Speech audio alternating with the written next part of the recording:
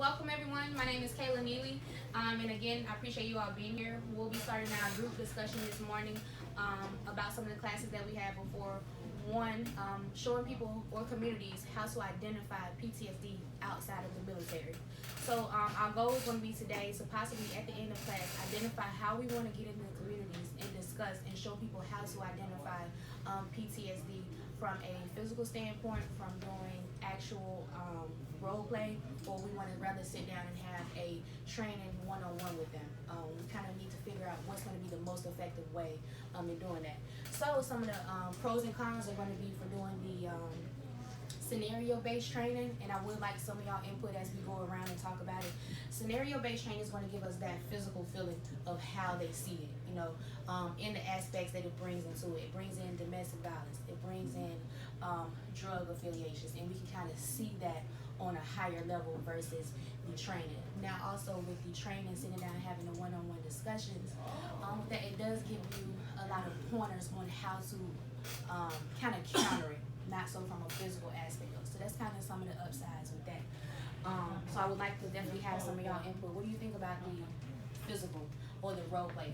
The role play? I like the role play better. I think for a lot of people, it actually puts the scenario out there in front of their face, and it makes them think a little bit faster than their actual basic training if you're reading off PowerPoint or anything else like that. So it sits there and takes a minute for somebody to develop the scenario in their head by seeing it right there. So I think the role-based, the scenario training portion would be fantastic. Okay, actually. Valid point. What do you think about the one-on-one based training, giving the pointers? Giving the pointers, I think it's not as effective. It won't be as effective because you do need to have that hands-on, so when that currents do come, you'll instantly know how to go about it. Okay, so I definitely appreciate that feedback. With the physical training, I had us down maybe utilizing 2 to 3 people. Do we think that's a sufficient amount of people to use for the actual role play, or do we need to bring in more or less? How would we need to do that?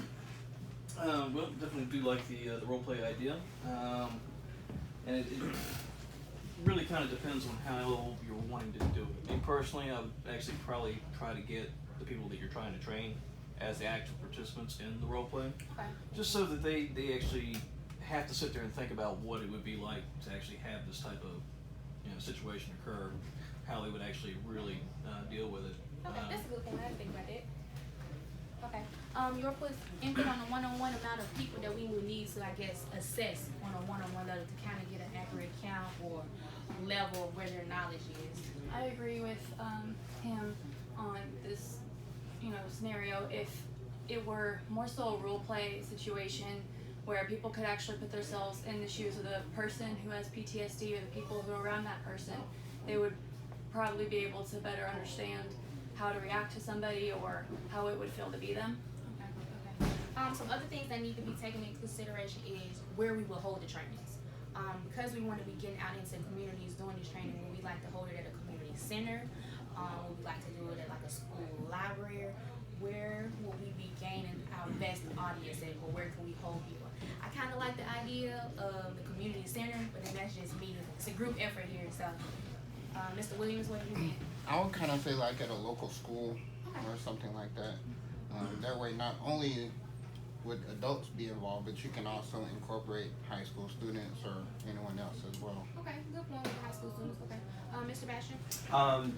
The community center, you can put it out with a lot more of the local people in just that one community, but doing it all around. But the best way that I remember it was actually in the gymnasium at my school. So I remember that we did a lot of like scenario-based training like that. We did it in our gymnasium, and we also invited like the parents to come too. So. Okay, very good point. I like the parents. And will we incorporate parents for age groups? Say if we had children 10 Yes. or younger, that's where you want Yes. to bring it in? Okay, got you with that. So we need to get it out to the communities. We need to broadcast. We need to get flyers. So we want people to come in so we can teach them how to identify what possibly may be going on. What do you think some of the good ways to be able to broadcast this? Social media definitely should be used. I mean, it's easy enough to create a Facebook page for awareness. So social media, Facebook. Okay. Anybody else on how we need to get the word out? I think a good method of getting it out, spreading it out in the word, is maybe posting up posters in libraries, like high traffic areas for college students or high school students, in hallways at schools, maybe on like the roads on posters or something like that. Definitely in areas where people are constantly walking by and can see the poster. Okay. So again, our target area is going to be the immediate communities around us, because there have been so many instances of things happening right now, and we don't know why these things are happening, and they only, again, kind of associate PTSD with military personnel, and Right. obviously we know that's not true. So that's the training that we want to put out. That's the training we want to deliver, so other people are able to identify what we already know. So I think we got some good ideas circulating around with the role play and with the one-on-one training. So what we'll do, we'll kind of take a vote, enroll with a vote, and if majority goes with the role play, we'll go with that. If majority goes with the one-on-one training, we'll roll with that. But I'll let you all decide that. So if you would like to do the role play training and move forward with that by a show of hands. Okay. Well, that's the majority. So it looks like we'll be going with the role play training. So I definitely appreciate everybody coming in again to discuss some of the groups. I know we talked about it before, but I'm glad we could reach our goal, and let's jump on it. Let's get out there in the community and kind of show them what it is that we already know, and kind of keep some of these incidents from happening. All right. Thank you all for being here. Thank you.